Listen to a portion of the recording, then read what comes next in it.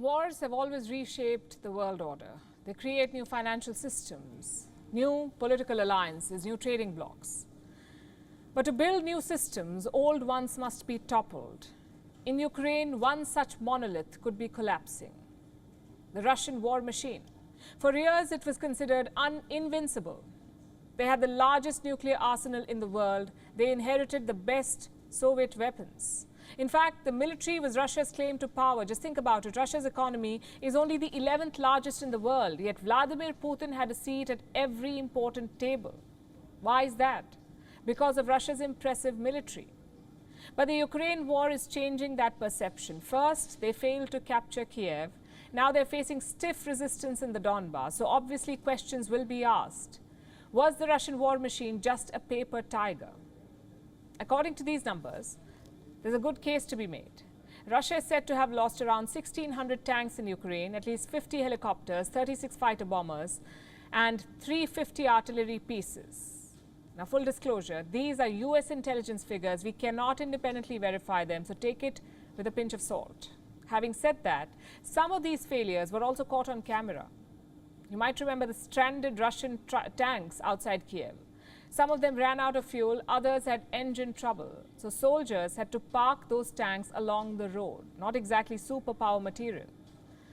For every weapon Russia lost or loses, it must send replacements. That's the unseen part of every war, the industrial work that goes into fighting a war.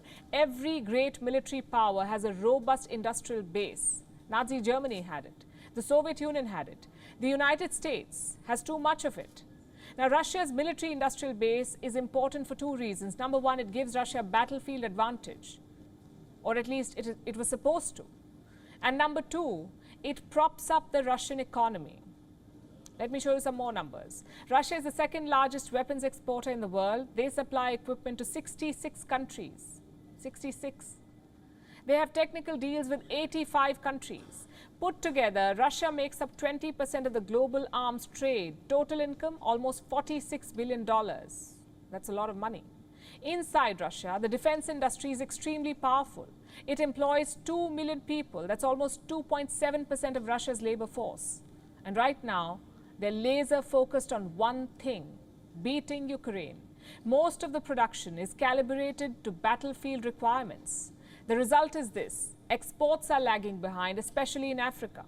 It is one of the biggest markets for Russian arms. Algeria makes up 15% of Russia's sales. Egypt makes up 11%. Ethiopia, Nigeria, Mali, all these countries get weapons from Russia.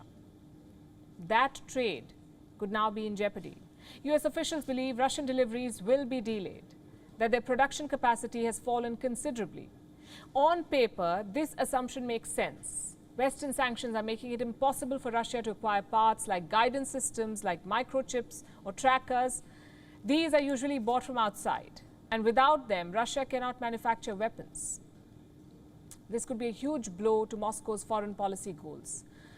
Their idea was to sway Africa with weapons, and so far, the plan was working. In 2013, the United States cut off military aid to Egypt. This was after the military coup. Immediately, Russia swooped in to fill that vacuum. Same in Nigeria.